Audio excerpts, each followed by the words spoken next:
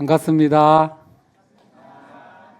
너무 뜨겁고 영감 있는 이 따뜻한 교회에 와서 참 기쁨이 넘칩니다. 하마터면 등록할 뻔했습니다.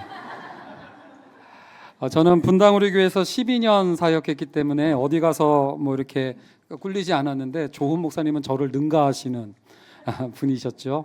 특별히 저는 분당우리 교회에 있으면서 이찬수 목사님에게 많은 감화와 배움을 얻었지만 분당우리 교회에 참 귀한 저력 가운데 하나가 있다면 바로 사람을 대하는 목양 사역이 아닐까 싶어요. 그런데 이 수원 꿈꾸는 교회는 분당우리 교회의 목양 사역을 담당했던 원투펀치가 있는 교회입니다. 우리 조은 목사님은 목양의 시스템과 그런 것들을 늘 컨트롤해 주시고 가르쳐 주셨던 목양 팀장님이셨고요. 우리 황경화 전도사님은 신방왕. 그래서 이렇게 또 이 교회가 얼마나 하나님께서 꿈꾸고 또 기대하고 계실지 모를 일입니다. 그런 면에서 귀한 교회 다니시는 우리 성도님들을 축복합니다. 그런데 이제 저의 설교 제목은 귀신 이야기죠. 오늘 여름을 맞이해서 남양 특집으로 빌립보 귀신 이야기를 여러분들과 나누려고 하는데요. 그런 의미에서 우리 귀신 소리로 옆에 분들과 인사하겠습니다. 오늘 은혜 받읍시다. 그렇게 16절 말씀을 보면 우리가 기도하는 곳에 가다가 점치는 귀신 들린 여종 하나를 만나니 점으로 그 주인들에게 큰 이익을 주는 자라라는 말씀이 나옵니다. 점치는 귀신 들렸다라고 이렇게 써있는 원어 성경을 보면 피톤의 영이라고 그래요. 피톤은 그리스 신화에 나오는 신인데요, 용이나 뱀의 모양을 해서 앞날을 맞추는 그러한 신이었다고 합니다. 우리식으로 얘기하면 이 어린 여종인데 뱀신 들린 무당, 조금 더 와닿지 않습니까? 뱀신 들린, 뱀신 접한 무당이 바로 이 아이였어요. 근데 이 아이의 점괘가 꽤 용했나 봅니다. 영세한 점쟁이가 아니었어요. 이 아까 16절 말씀에 보니까 그 주인들에게 복수형이에요. 남자 아저씨들 여러 명에게 큰 이익을 줄 정도로 점괘가 뛰어났고요. 이 빌립보 지역에서 굉장히 유명했던 인싸 점쟁이가 바로 이 아이였던 것 같아요. 오늘 우리로 치면 어떤 사람이 있을까요? 천공? 근데 여러분들 이 점치는 귀신이 여러 날 동안 바울을 쫓아다니면서 17절처럼 얘기해요. 따라와 소리질러 이르되 이 사람들은 지극히 높은 하나님의 종으로서 구원의 길을 너희에게 전하는 자라 라고 여러 날을 외칩니다. 어떤 면에서 일견 바울에게 큰 도움이 되겠다라는 생각이 들어요. 얼마나 큰 홍보 수단이 되겠습니까? 만약에 천공이 그 유튜브를 찍는데 마북동에서 온 이상훈 목사는 지극히 높은 하나님의 종으로 수원 꿈꾸는 교회에서 구원의 길을 전할 것이다 라고 영상을 찍었고 그게 1000만 뷰. 그러면 여러분들 어떤 기분이 들 것 같아요? 여러분들 영성이 있어서 저 같으면 더 막 이럴 것 같은데요. 바울이 18절 말씀해 보면 어떻게 합니까? 심히 괴로워하다가 돌이켜서 예수 그리스도의 이름으로 내가 내게 명하노니 그에게서 나오라 라고 하니 귀신이 바울의 그 권위 있는 말씀 앞에 즉시 나오게 되는 일이 펼쳐집니다. 평생을 괴롭혔던 점치는 귀신에 시달렸던 이 어린 여자아이를 바울이 치유한 거 아닙니까?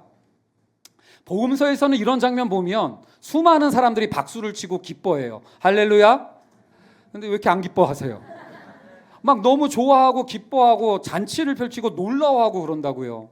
심지어 바울이 루스드라에서 나면서 걷지 못했던 그 사람을 고쳐줬을 때만 해도 바울을 제우스와 헤르메스 신으로 숭배하려고 하는 흐름도 나타납니다. 그런데 희한합니다.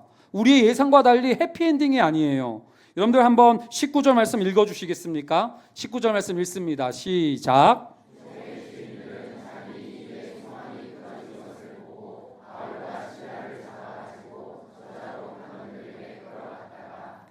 여러분들 여기 보십시오. 귀신 들린 아이를 치유해 줬는데 그 누구 하나 기뻐하지 않고요, 바울의 멱살을 잡고 끌고 간 거예요. 그리고 힘 꽤나 썼던 아재들인가 봅니다. 사법부를 동원해서 재판을 왜곡해요. 그리고 언론을 조작해서요, 바울에게 불리한 여론을 형성해 버립니다. 뿐만 아니라 경찰권을 동원해서 바로 재판도 없이 그 자리에서 매질을 하고 채찍질을 하면서 바울을 억압해버려요. 그리고 법무부를 동원해서 감옥 하나를 만들고 거기에 바울을 쳐넣고 간수를 세워서 지키게 하는 일들이 펼쳐집니다. 아니, 희한하지 않습니까? 이렇게 어린아이의 병이 나았는데, 귀신 들렸던 것을 치유했는데, 왜 사도행전은 복음서와 달리 기쁨이 아니라 더 악랄한 모습을 보여주고 있을까요? 이 사도행전이 이 장면을 보여주는 것은 이래요. 귀신 들린 것보다도 더 무서운 게 있다는 거예요. 귀신보다도 더 센 게 있다는 겁니다. 그게 바로 이 빌립보 도시를 살아가고 있었던 평범하고 교양 있다고 자랑하던 주인 아저씨들의 욕심과 탐욕이었던 거예요. 수익의 소망이 끊긴 것 때문에 지금 바울을 오히려 이렇게 폭력을 가하고 억압하며 바울의 모든 전도를 가로막아 버리는 이러한 모습들이 등장을 합니다. 사랑하는 성도님들, 우리는 귀신 그러면 엄청 놀라고 특별하게 생각할 거예요. 여러분 한번 옆에 분들 쳐다보세요. 귀신 들렸습니까? 만약에 귀신 들린 분이라고 생각하면 여러분 우리 마음 커들쩍 놀라고 지금 졸겠습니까? 귀신은 굉장히 특별하게 생각하는데요, 욕심은 너무나도 당연스럽고 자연스러운 것처럼 생각하고 있지만 사도행전은 귀신보다도 더 두려운 게 우리의 욕심이고 탐욕이라고 이렇게 선보여주고 있는 장면이 오늘 본문입니다. 그래서일까요? 귀신은 떠나갔는데 욕심이 있는 이 주인 아저씨들의 모습을 통해서 귀신 닮은 모습을 보여줘요. 우리의 욕심이 얼마나 사탄적인지, 우리의 욕심이 얼마나 더 귀신스러운지 그것을 오늘 본문이 그대로 보여주는데, 첫째 닮은 꼴이 뭐냐면 한번 따라합니다. 엑세르코마이. 엑세르코마이. 이 단어는 바울이 귀신을 쫓을 때 사용했던 단어예요. 18절에 나오죠. 그에게서 나오라 할 때 엑세르코마이 합니다. 그랬더니 귀신이 즉시 나와요. 엑세르코마이예요. 귀신에게 사용됐던 단어인데요, 19절을 한번 보시겠습니까? 여종의 주인들은 자기 수익의 소망이 끊어진 것을 보고, 이 사람들에게 엑세르코마이, 이걸 그대로 쓰고 있어요. 여종은 귀신에게 사로잡혔다면 이 평범하고 교양 있는 아저씨들은 욕심에 사로잡혀 있었다는 것을 보여주고 있는 장면 아닙니까? 뿐만 아니라 귀신은 내쫓았어도 우리의 욕심이 더 귀신스럽다는 것은 대사를 보면 알아요. 귀신 대사를 그대로 닮아 있는 모습을 보게 됩니다. 17절 말씀을 보면은요, 점치는 귀신 들린 소녀가 했던 말이에요. 이 사람들은 지극히 높은 하나님의 종으로서 구원의 길을 너희에게 전하는 자라. 주목하십시오. 이 사람들은 전하는 자라라는 귀신의 소리가 들립니다. 그런데요, 정상인이라고 얘기했던 그 아저씨들은 뭐라고 얘기하는지 20절 21절 말씀 보시겠습니까? 이 사람들이 유대인인데, 여러분들 이 사람들은 지극히 높은 하나님의 종이라고 귀신이 얘기했을 때는 일견 팩트였죠. 그러나 오히려 우리의 욕심은 어떻게 얘기합니까? 저 유대인 주제에 지가 뭔데? 네가 뭘 안다고? 폄하하기 시작해요. 그 다음에 무엇을 전하는 사람이라는 것이 다음 얘기에 나오는데요, 구원의 길을 너희에게 전하는 자라라고 귀신은 얘기했지만 비슷하지만 더 악화시켜서 이야기합니다. 로마 사람인 우리가 받지도 못하고 행하지도 못할 풍속을 전하는 자다. 쓸데없는 소리를 전한다. 마땅치도 않은 말을 뜬구름 잡는 소리를 한다고 그러면서 귀신보다도 바울의 메시지를 어떻게 합니까? 더 악랄하게 왜곡하고 있는 이러한 모습을 보여주고 있어요. 사랑하는 수원 꿈꾸는 교회 성도님들은 어떻습니까? 귀신 이야기한다고 그러니까 오늘 또 귀신 이야기 듣나 보다 그랬지만, 여러분들 욕심이 귀신보다도 더 두렵다라는 장면을 보고 계시는 거예요. 여러분들 우리의 욕심에 대해서, 우리의 탐욕에 대해서 너무나 자연스럽고 어쩔 수 없는 거다 당연시하고만 있었던 것은 아닙니까? 이 욕심이 만들어내는 세상의 이야기가 쭉 나와요. 귀신은 떠나갔어도요, 욕심이, 그리고 욕심이 만들어내는 이 세상의 풍조가 딱 또아리를 들고 우리를 압박하고 있는 장면을 오늘 본문은 잘 보여줘요. 우리의 욕심이 만든 세상, 첫 번째는 어떤 세상입니까? 사람을 보지 못해요. 어린아이가 귀신 들렸다고 낫다고요. 기뻐해주고 축복해줘야 될 이야기 아닙니까? 근데 자기 수익의 소망이 끊어진 것 때문에 다 불쾌해하고 분노하고 있어요. 무슨 뜻입니까? 사람을 사람으로 보지 않는 거예요. 도구와 수단으로 여기고 있는 시대예요. 기능적으로 내게 유익을 주느냐 마느냐로만 보고 있기 때문에 이 욕심이 만든 세상이 우리를 어떻게 끌고 갑니까? 외로운 거예요. 고독한 거예요. 여러분들, 설교 못하는 목사가 이 자리에 떨고 섰는데 기능 가지고 평가하고 있고 그러면 이 목사가 어떻겠어요? 외로워해요. 그러면 그러한 세상 가운데 우리가 시달리고 있는 것이 너무나 닮아 있지 않습니까? 또 두 번째, 우리의 욕심이 만든 세상의 풍조가 어때요? 수단과 방법을 가리지 않아요. 점치는 귀신 들린 주인들은 늘 홍보하고 다녔어요. 이 아이의 점괘는 늘 맞다고, 용하다고. 근데 여러 날을 바울을 가리켜서 이 귀신 들린 소녀가 지극히 높은 하나님의 종이고 구원의 길을 전한다고 하면 주인 아저씨들이 이 아이의 점괘가 용하다는 것을 자랑했던, 그걸 가지고 홍보했던 아저씨들이라면 그 귀신 들린 여종의 말을 들어야 돼요? 안 들어야 돼요? 그렇습니다. 정답! 들어야죠.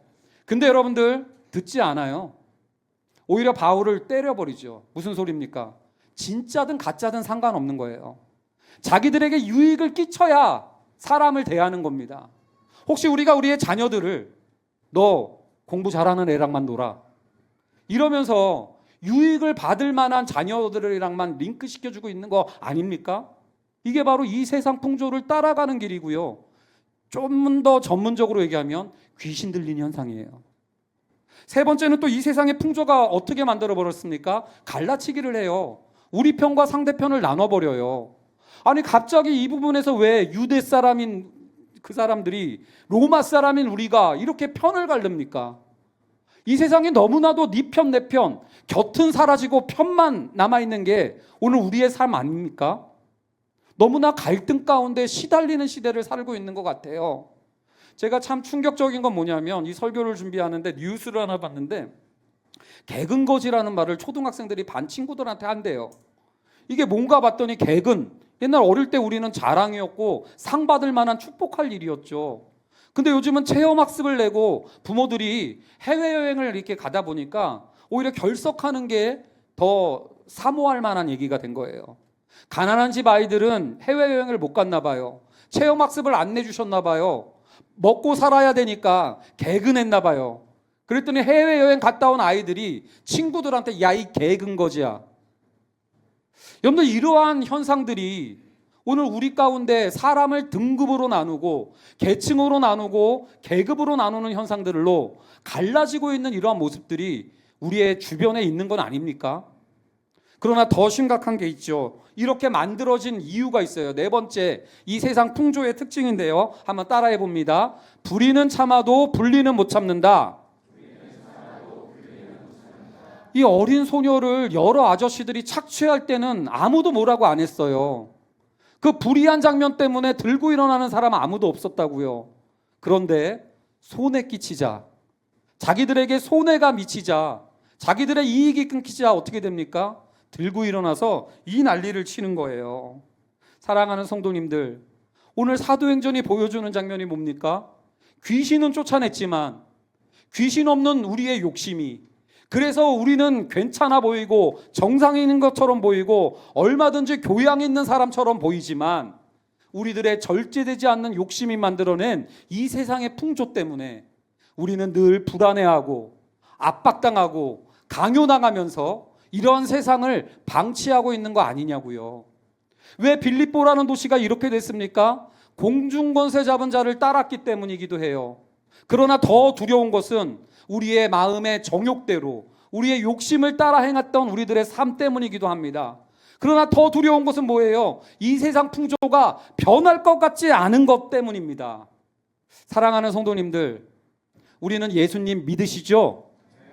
그러나 오늘날 성도들조차도요, 교회를 기대하지 않습니다.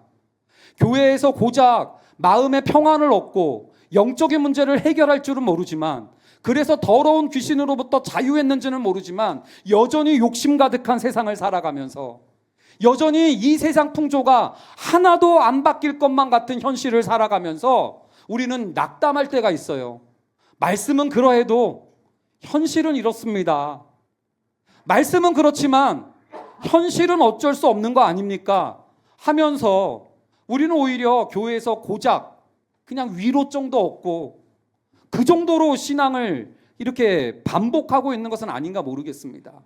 사랑하는 성도님들, 오늘 빌립보에서 전도했던 바울은 성공한 겁니까? 실패한 겁니까?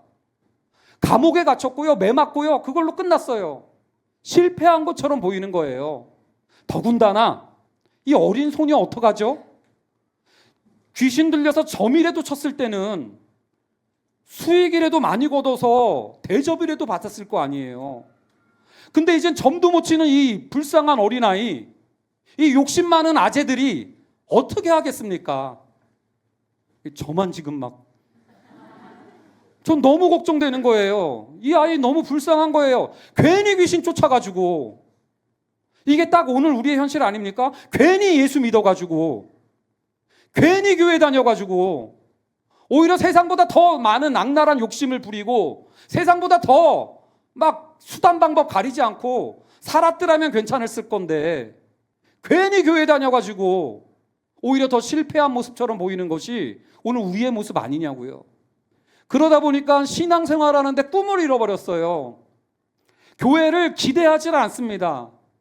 오늘 예배를 그냥 이어진 교회 어디야 거기? 그러면 끊어진 교회도 있나? 이러면서 여러분들 그냥 또 예배를 그렇게 대할 수도 있는 게 우리들의 연약함 아닙니까?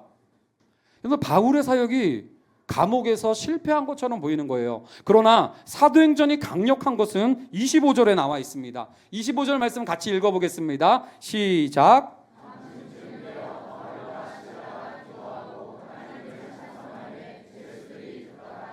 여러분들 이 장면 보십시오.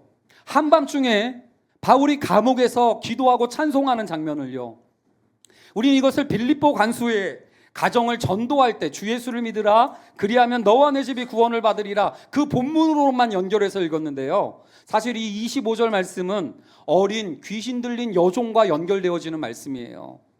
우리는 사도 바울이니까 쉬지 않고 기도하고 범사에 감사하는 사람이니까 감옥에서도 기도했겠지 하고 놀라지도 않아요. 근데 여러분들, 바울도 정서가 있고 감정이 있는 사람이에요. 어린 소녀를 귀신 쫓아내주고 혼자 감옥에 들어갔는데, 이 어린아이가 이젠 수익의 소망도 거두지 못해서 그 주인 아저씨들한테 더 학대당하고 더 착취당할 것을 생각했더라면 이렇게 기도하고 찬송할 수 있었겠습니까? 아니에요. 저는 믿어요. 바울이 감옥에서 기도하고 찬송했던 까닭은 이 소녀를 귀신에게서뿐만이 아니라 그 주인 아저씨들의 종욕과 그 세상 풍조로부터도 건져냈다라는 사인인 줄로 믿으시기 바랍니다. 저는 바로 이 장면을 보여주고 싶은 거예요. 바로 이 장면이 사도행전이 변하지 않을 것만 같은 이 현실을 어떻게 뒤엎어 놨는가, 어떻게 이 유럽 대륙을 복음으로 전염시켰는가를 보여주는 굉장히 중요한 요소더라고요. 여러분들 궁금하십니까? 어떻게 그렇게 됐는지? 궁금하면 500원. 여러분들, 그래서 바울이 어떻게 이러한 세상을 뒤엎었는지 저랑 함께 하나씩 살펴보기를 원하는데요, 변화를 위한 첫걸음이 있습니다. 그것은 뭐였냐면 한 번에 한 사람이었다는 거예요. 바울은요, 얼마든지 기적도 가능했고요, 얼마든지 율법에 대한 강해도 능수능란했던 사람이기 때문에 여러분들, 대형 집회를 통해서 수천 명, 수만 명을 한꺼번에 개종시킬 수도 있었을 겁니다. 그러나 빌립보 도시를 변화시키는 장면을 보면 희한한 장면들이 펼쳐져요. 루디아라는 여자 집사님을 제일 먼저 전도하는데 14절 말씀 보십시오. 여기 말씀을 보면은요, 루디아라 하는 자가 들었는데 하면 돼요. 근데 굳이 14절은요, 루디아라 하는 한 여자가 라고 한 명이라는 사실을 의도적으로 집어넣어요. 뿐만 아니라 여러분들 16절 말씀도 보시겠습니까? 귀신 들린 여종을 만나니 얼마든지 소통이 가능한 얘기인데, 귀신 들린 여종 뭐라고 써 있어요? 하나라고 굳이 써요. 왜 반복해서 얘기할까요? 이 변하지 않을 것 같은 세상을 뒤엎는 데는 한 사람이면 된다는 거예요. 오늘 하나님이 이어진 교회 이상훈 목사를 통해서 수원 꿈꾸는 교회 성도님들 한 사람 한 사람을 설득하시는 예배인 줄로 믿으시기 바랍니다. 그리고 그 한 사람이 바뀌면 여러분들, 이 변함없는 이 현실도 뒤바뀌어질 수 있는 여지가, 빛이 들어오는 틈이 될 줄로 믿으시기 바랍니다. 저는 조훈 목사님이 늘 저보다 선배였기 때문에 분당우리 교회에서 목양 팀장님이었기 때문에 늘 눈치를 보고 살았어요. 오늘도 저에게 이 강단을 맡겼는데 우리 수원 꿈꾸는 교회 성도님들이 한 사람도 은혜 받았다는 얘기를 안 하면 조은 목사님이 그 큰 눈으로 뚝 껌뻑껌뻑하면서 제 손을 붙잡고 이렇게 얘기할 거예요. 목사님, 여러분들 그러지 않게 하기 위해서 우리 수원 꿈꾸는 교회 성도 한 사람이라도 오늘 말씀에 반응해 주시는 복된 주일 되시기를 주님의 이름으로 부탁드립니다. 여러분들 한 사람이에요. 여러분들 또한 오늘 말씀으로 우리가 섬길 한 사람은 또한 누군지 한번 살펴보셨으면 좋겠어요. 그 한 사람을 어떻게 대하는가, 무슨 복음전도 전문을 달달달 외우고 성경 강해를 하라는 얘기가 아니에요. 변화를 위한 두 번째 발걸음이 있는데요. 그것은 사람을 사람으로 대하는 이 방식이 바울이 빌립보에서 행했던 전략이었어요. 저는 공포 영화를 참 못 봅니다. 저에게는 주라기 공원도 공포 영화로 분류가 돼요. 왜냐하면 잔상이 많이 남아요. 그래서 공포 영화를 보면 머리 감을 때 꼭 누가 쳐다보고 있는 것 같아가지고 뒤도 못 돌아봐요. 그 정도로 이렇게 심약한데요. 바울도 아마 그랬나 봐요. 위로가 되죠. 아마 여러분들 우리가 통독 성경을 읽다 보니까 이 사람은 지극히 높은 하나님의 종으로 구원의 길을 전하는 자라, 이런 식으로 멋지게 이 통독 성경을 들었을 거라고요. 그러나 이 말을 했던 그 사람은 누구라고요? 뱀신무당이에요. 이 뱀신무당이 이렇게 중후한 목소리로 안 했을 거예요. 바울에게 여러 날을 뒤따라가면서 이렇게 얘기했을 거예요. 이 사람은 지극히 높은 하나님의 종으로. 얼마나 무서웠겠어요, 바울이. 그의 사역 최대의 위기가 온 거죠. 바빠서도 뒤를 못 돌아봤겠지만 여러분들 무서워서 불안해서라도 뒤를 안 돌아보고 여러 날을 뒤도 안 돌아본 채 다녔던 게 바울이었을 거라고요. 근데 여러분들 18절 말씀 다시 한번 읽어보시겠습니까? 이게 바로 빌립보를 바꿨던 첫 단추예요. 같이 한번 읽겠습니다. 시작.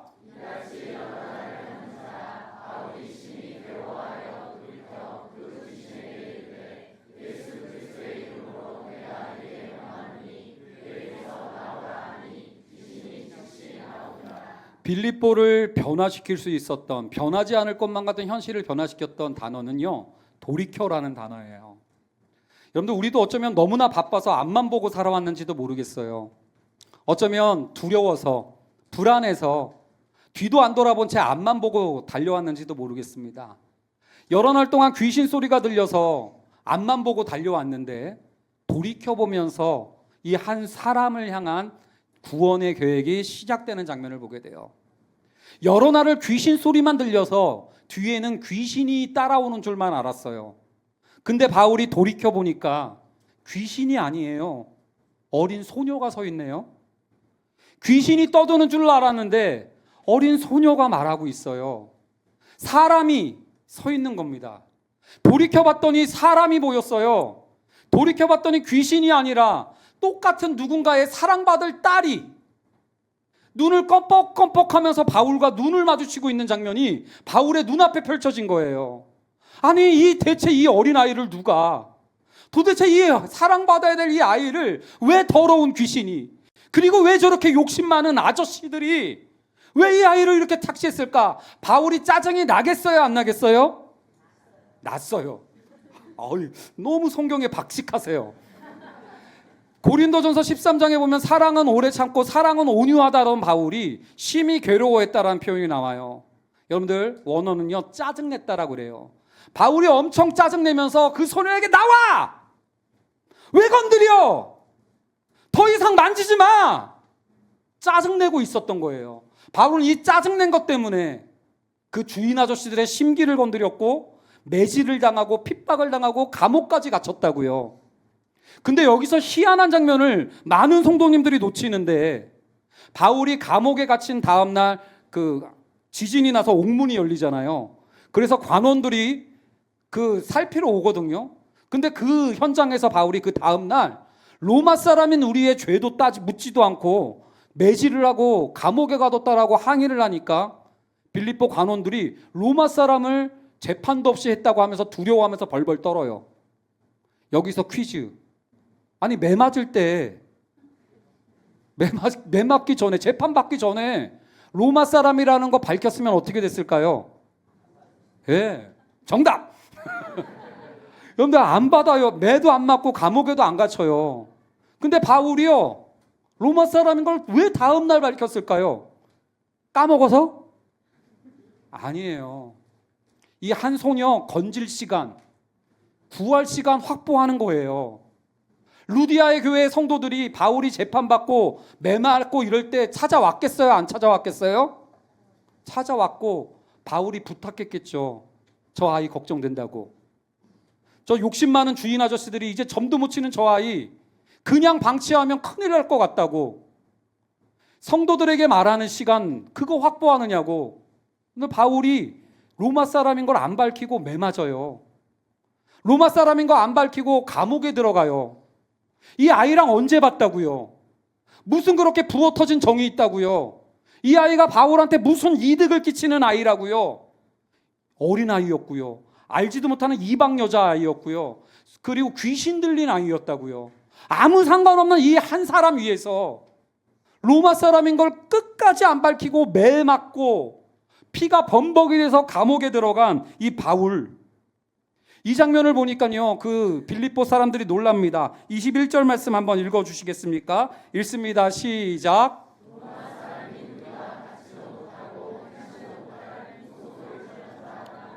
깜짝 놀란 거예요. 여기서 우리가 받지도 행하지도 못할 풍속이 에토스예요, 헬라어로. 우리 학교 다닐 때 여러분들 수사학 배우셨죠? 사람을 설득할 때 논리, 로고스를 가지고 사람을 설득합니다. 오늘 제 설교 논리 괜찮죠? 아유, 감사해요. 그 다음에 두 번째는 여러분들 파토스, 어떤 열정과 또한 공감과 어떤 감성적인 측면으로 어떻게 느껴지십니까? 그래서 파토스로 사람을 설득도 하지만 더 중요한 건 에토스예요. 그의 도덕성, 윤리, 삶의 본, 다른 삶, 이런 것들을 보여주는 게 에토스인데 로마 사람들의 에토스와 다르다는 거예요. 예, 그렇죠.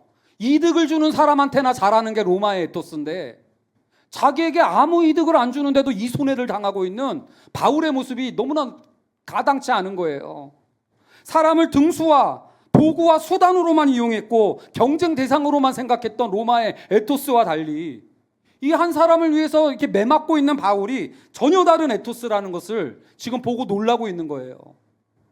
삶으로 증명하라라는, 여러분들 우리 그러한 모토를 가지고 살아가는데 대단한 거 아닙니다. 사람을 어떻게 대하느냐예요. 우리 수원 꿈꾸는 교회는 한 사람 한 사람을 어떻게 대하고 계십니까? 숫자로? 한 사람 한 사람으로 대하고 있습니까? 여러분들 근데 이 사람을 대했던 것이 그렇게 강력했다는 것을 오늘 사도행전은 보여주고 있는 겁니다. 여러분들 혹시 용산 국수집 할머니 이야기 아세요? 모르셔서 감사합니다. 여러분들 한 중년의 사업가가 쫄딱 망해가지고요, 아내도 도망치고 노숙자 신세가 됩니다. 그래서 여러 날을 굶주려가지고 식당에 조금 한 그릇이라도 얻어먹으러 찾아가면 쫓겨나고 또 심지어 어떤 날은 개를 풀어서 도망친 적도 있을 정도였어요. 근데 용산 허름한 골목길 구석에 할머니 국수집에 들어갔는데 그날은 할머니가 묻지도 따지지도 않고 국수 한 그릇을 내주십니다. 후루룩 막 다급하게 먹고 다 먹었더니 할머니가 또 묻지도 않고 국수 한 그릇을 더 준 거예요. 천천히 먹으라면서. 후루룩 먹어서 너무나 오랜만에 배불러서 기뻤는데 돈이 없잖아요. 할머니 눈치를 보다가 이 아저씨가 후루룩 도망쳐요. 막 뛰쳐나간 거예요. 달리기를 치면서. 그랬더니 할머니가 쫓아나와서 소리칩니다. 거기서! 그랬을까요? 그게 아니라 그냥 걸어가! 뛰지 말고! 다쳐! 괜찮아! 이 소리를 듣고요, 이 아저씨가 달려가면서 울기 시작한 거예요. 나 이렇게 살면 안 되는데 내가 어쩌다가 이렇게 됐지?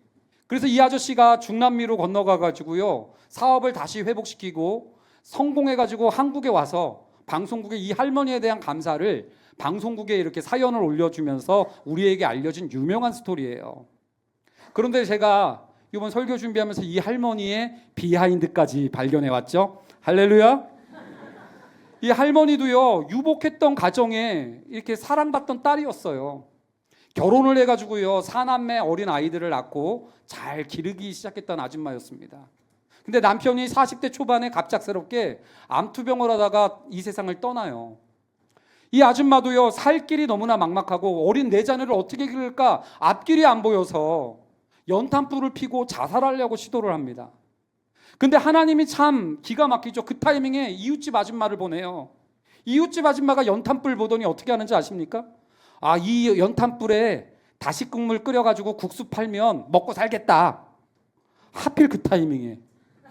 할머니가 그 소리 듣고 그래 맞다. 다시국물로 한번 국수 팔아봐야 되겠다. 근데 안 하던 이 아줌마가 뭐가 되겠어요. 그래서 새벽 장사만 하게 됐어요. 처음에. 막노동꾼, 휴가 복귀하는 군인들, 고시원의 학생들 상대로 새벽 국수 연탄불에 끓여가지고 팔기 시작했던 게 이 국수집이라고 그러더라고요. 이 할머니가 새벽마다 기도했다고 합니다. 하나님, 이 국수가 어려운 사람들의 피가 되고 살이 되게 하여 주시옵소서.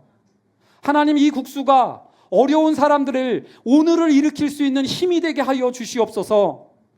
저는 이 할머니의 기도 소리를 들으며 이분이 바로 이 시대에 살아있는 사도 바울이겠구나라는 생각을 하게 됐습니다. 여러분들, 우리들의 신앙생활하는 것의 의미에 대해서 고민해 보신 적 있습니까? 수원 꿈꾸는 교회 성도님들 신앙생활 몇 년 해오셨습니까? 하나님 보고 믿으셨나요? 저는 목사이지만 하나님을 보고 믿은 게 아니라 보이지도 않는 하나님을 믿어왔던 것 같아요. 하나님이 보였기 때문에 사랑했습니까? 우리는 보이지도 않는 하나님을 사랑해왔던 사람들이에요. 그게 우리 신앙생활의 의미입니다. 그렇기 때문에 상대방에게 잘난 점이 보이지 않을 때에도 먼저 믿어줄 수 있는 이 세상 유일한 존재. 사람들에게 사랑할 만한 구석이 하나도 안 보일 때에도 끝까지 사랑해 줄 수 있는 훈련을 해왔던 이 세상 유일한 사람은 오직 크리스찬들밖에 없어요. 그게 바로 수원 꿈꾸는 교회를 향하신 하나님의 뜻인 줄로 믿으시기 바랍니다. 보이지 않아도 믿어주고 보이지 않아도 사랑해 줄 수 있는 성도들, 그게 바로 이 지역에 또 하나의 교회를 품게 하신 하나님의 계획이고 꿈인 줄로 저는 믿습니다. 그러나 빌립보 아저씨들은 어떻게 얘기해요? 우리가 받지도 못하고 듣지도 못할 풍속을 전한다. 바쁜데 무슨 나나 잘 챙겨야지. 이러면서 이러한 설교를 비현실적이라고 여러분들 외면하지 않겠습니까? 우리 수원 꿈꾸는 교회 성도님들은 한 사람 한 사람을 정말로 기능으로서가 아니라 영혼으로서 잘 대하고 있습니까? 오늘 이 얼굴도 모르는 낯선 목사를 여러분들 사람으로서 대해주고 있습니까? 우리의 다락방의 순장님들을 여러분들 평가만 하고 있는 것은 아닙니까? 혹시 우리가 맡고 있는 말 안 듣는 우리 주일학교 어린아이들을 여러분들 그냥 소모품인 것처럼 숫자 취급하고 있는 것은 아닙니까? 오히려 사람을 사람으로 대하며 정말로 변화를 맛보게 되는 꿈꾸는 교회 되시기를 주님의 이름으로 축원드립니다. 변화를 위한 마지막 걸음이에요. 따라합니다. 주인을 바꾸라. 주인을 바꾸라. 가장 중요한 거는요, 주인을 바꾸는 길이에요. 여러분, 오늘 본문 생각해 보십시오. 귀신 내쫓았더니, 사로잡고 있었던 귀신을 내쫓았더니 욕심 많은 주인들이 또 사로잡고 있어요. 욕심 많은 주인이 떠났다고 해도 변함없을 것만 같은 이 세상의 풍조가 딱 우리를 사로잡아서요, 욕심이 우리를 계속 불안으로 이끌고 갈 거예요. 이거 없으면 너 큰일 나는데? 이래야만 된다라는 이 세상의 풍조가 가혹한 주인처럼 우리를 계속 채찍질할 겁니다. 여기서 밀려나면 너네들은 끝나. 여러분들, 이러한 귀신 하나 쫓아내서 될 일이 아니에요. 이것을 극복할 수 있는 유일한 길은 주인을 바꾸는 길이에요. 여러분들, 그 어린 여종은 바울을 만났으니까 해방됐겠지, 그 어린 소녀는 참 좋았겠다 싶을지 모르겠습니다만은, 우리에게는 그 어린 소녀가 만난 바울보다도 더 뜨겁게 우리를 위하시고 더 뜨겁게 우리를 사랑하시는 주 예수 그리스도가 나의 하나님이신 줄로 기억하시기 바랍니다.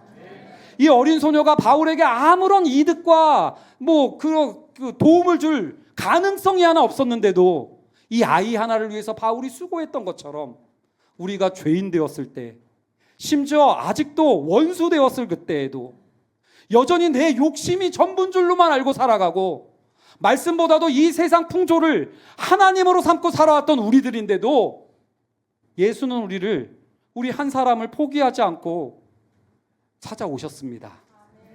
바울이 로마 사람이라는 거 밝혔으면 끝날 재판인데 로마 사람이라는 거 끝까지 안 밝히고 살아갔던 것처럼 하나님의 자녀였던 그분이, 하나님의 모든 영광을 가지셨던 그분이 그 모든 것들을 포기하고 수십 년을 이 땅 가운데 우리를 대신하기 위해서 살아가셨습니다. 바울이 견디면서 매를 맞았던 것처럼 우리 주님이 나 한 사람을 위해서 채찍을 맞으셨고요. 바울이 감옥에서 착고에 매였던 것처럼 우리 주님이 나를 위해서 십자가에 매달리셨다는 사실 기억하십니까? 바울이 감옥에 갇혔던 것처럼 예수님이 나 한 사람 살려내려고, 건져내려고 무덤에 갇히셨어요. 바울이 이 소녀 하나 건져내고 한밤중에 그 아이가 교회에 합류된 소식 듣고 찬양했던 것처럼 우리 주님은 이 욕심 많은 세상 속에서 수원 꿈꾸는 교회에 주님의 몸된 지체가 된 여러분들을 생각하며 찬양하고 기뻐하고 기대하실 주님을 상상하십시오. 여러분들 마지막으로 그 생각해 보세요. 이 소녀가 감옥에서 나온 바울을 바라봤을 때 어떤 표정이었을까요? 왔군. 아니면 우리가 평소 예배 드리는 것처럼 바울이 나왔는데 졸고 있었을까요? 오히려 바울을 만나면서 이 아이의 표정을 한번 여러분들 떠올려 보면서 한번 표정으로 옆 사람 쳐다보면서 그 표정을 한번 지어 보시겠습니까? 자, 한번 시작. 저는 믿어요. 이 소녀가 얼굴은 환하게 웃으면서도 눈물은 그렁그렁한 채로 아저씨 때문에 살았어요. 아저씨, 그게 이 세상은 다 그런 아저씨들만 있는 줄 알았는데 다른 세상 보여주셨어요.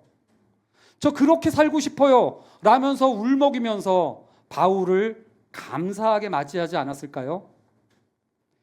예수님을 대하는 우리의 표정은 어떻습니까? 예배 때마다 우리를 위하여 하늘 모든 영광을 저버리시고 채찍과 십자가를 거머쥐시며 나 한 사람을 살리려고 무덤에 들어가셨던 그분을 바라보는 우리의 표정, 여러분들 그 표정을 떠올리면서 우리가 오늘 말씀 기억하며 함께 찬양하면서 고백하는 시간 되기를 원합니다. 예수 사랑합니다. 사랑합니다. 온 마음 다하여 찬양하면서 오늘 우리의 말씀 앞에 내 인생의 주인은 더 이상 내 욕심이 아니라 이 세상 풍조가 아니라 오직 주님이십니다 라는 고백으로 하나님 앞에 고백하는 이 예배 시간 되기를 주님의 이름으로 축원드립니다.